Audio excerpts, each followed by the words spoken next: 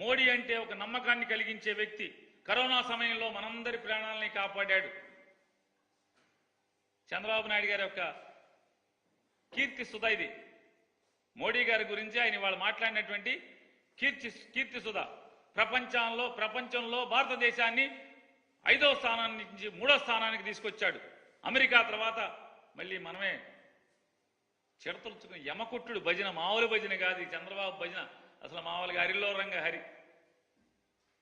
మనందరం మోడీ ఆశయాలతో అనుసంధానం కావాలంట చంద్రబాబు నాయుడు గారి చిత్రం.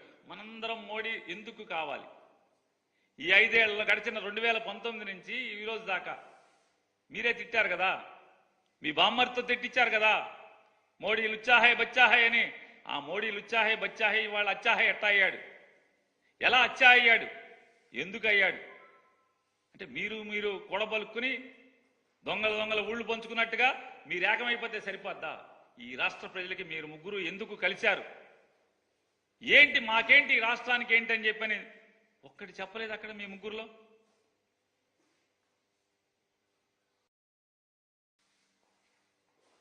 ఆయన మాట్లాడతాడు చంద్రబాబు నాయుడు గారు, జగన్మోహన్ రెడ్డి గారికి సొంత చెల్లెళ్ళే ఓటు ఇద్దంటున్నారు తమ్ముళ్ళు. చంద్రబాబు నాయుడు గారు, మీకు కాళ్ళు కడిగి కన్యాదానం చేసి కాళ్ళు కడిగి నీళ్లు తల మీద జల్లుకున్నటువంటి మీ మామగారు నీకు ఓటేయిద్దని చెప్పాడు. నువ్వు సర్వనాశనం అవ్వాలని చెప్పాడు. నువ్వు ఒక దగాకోరని చెప్పాడు. మీ తోడబుట్టినటువంటి తమ్ముడు రామ్మూర్తి నాయుడు గారు మా అన్నకి ఓటేయబాకండి, నారా చంద్రబాబు నాయుడు గారికి ఓటేయబాకండి అని ఊరూరు తిరిగాడు. మీ బావమరిది హరికృష్ణ గారు మా బావ పెద్ద దొంగ, మా బావకి ఓటేయబాకండి అని ఊరూరు సందు గొంతు తిరిగాడు. మీ తోడల్లుడు దగ్గుపాటి వెంకటేశ్వరరావు గారు ఇతను ఒక వెన్నుపాటుదారుడు, కుట్రదారుడు, దొంగ, ఏయబాకండి ఓటు అని మీ తోడళ్ళు తిరిగాడు. మీ వదిన గారు ఈరోజు డయాస్ మీద ఉన్నటువంటి ఆవిడ మా బావకు దొంగ, మా బావకు మోసగాడు, మా మరిది ఒక మోసగాడు, ఓటేయబాకండి నారా చంద్రబాబుకినని సాక్షాత్తు మీ శ్రీమతి గారు అక్కగారు తిరిగారు. మీ మేనగోడల